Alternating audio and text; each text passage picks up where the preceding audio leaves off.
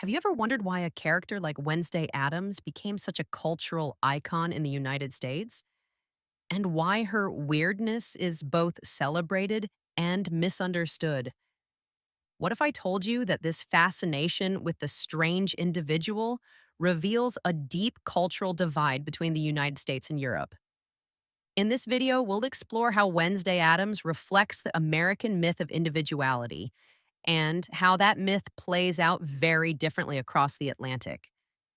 In the United States, being weird can be a badge of honor. From Steve Jobs to Lady Gaga, American culture often romanticizes outsiders, those who think different, go against the grain, or reject social norms. Wednesday. Adams is a textbook example. A teenage girl who dresses in black, obsesses over death, and doesn't smile.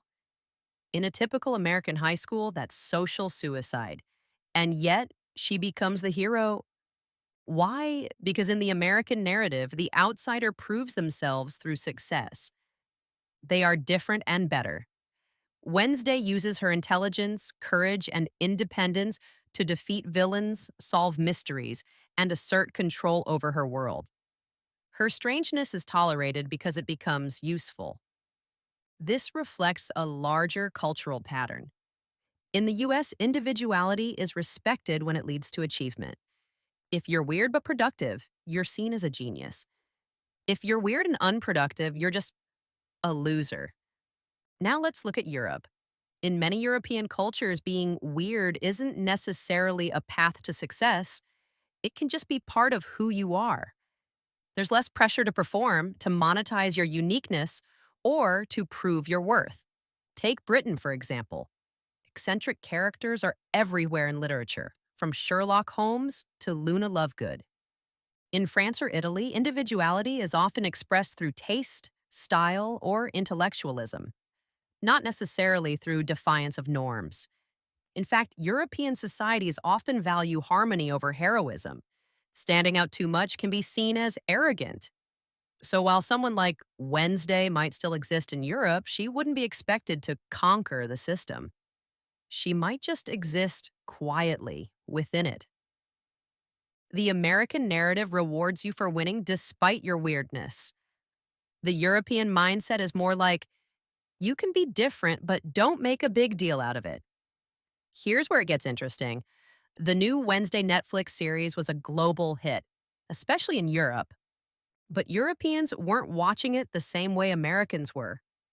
To American audiences, Wednesday is a girl boss, a rebel, someone who turns her outsider status into dominance.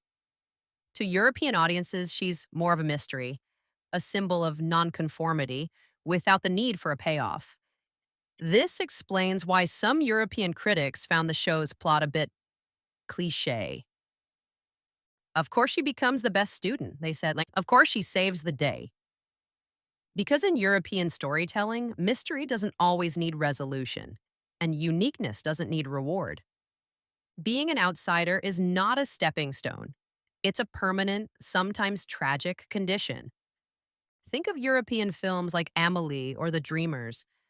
The characters are unusual, artistic, even isolated, but the story doesn't reward them with power. It just observes them. Why do these cultural differences exist? Let's look at the roots: education and society. In American schools, students are often encouraged to stand out in essays, sports, applications, and even personality. The system is built around individual performance. In many European countries, the system is more collective. Uniforms are more common, grades are stricter. Group identity often takes priority. This affects how weird kids are treated. In the US, a weird kid might be labeled a misfit, but if they excel in something, they're suddenly exceptional. In Europe, being weird might lead to subtle social exclusion, but not necessarily pressure to transform into something else. Also, American capitalism plays a role. In the US, being marketable matters. Your individuality must become a brand. In Europe, identity is less commercialized, at least traditionally. So, Wednesday Addams, in the American context, becomes a marketable anti hero. In the European context, she might be a quiet anomaly. So, what's better? The American way of turning weirdness into success, or the European approach of accepting eccentricity as part of the human condition? It depends. America teaches you to fight the system and win. Europe teaches you to live with the system and stay true to yourself. Wednesday Addams works as a bridge between both views. She's not just an American icon, she's a global symbol of the complicated relationship between individuality and society. Maybe that's why she resonates so much today. In a world obsessed with identity, she shows that being different is both powerful and lonely. So the next time you see a character like Wednesday Addams, ask yourself, are we celebrating her because she's different or because she managed to turn that difference into power? And how would her story change if she were in Italy or France or Germany? Maybe she wouldn't need to prove anything at all. Let us know in the comments. Which version of Wednesday do you relate to more? The rebel who wins or the outsider who simply is? And if you liked this breakdown, subscribe for more deep dives into how pop culture reflects global cultural mindsets. Thanks for watching.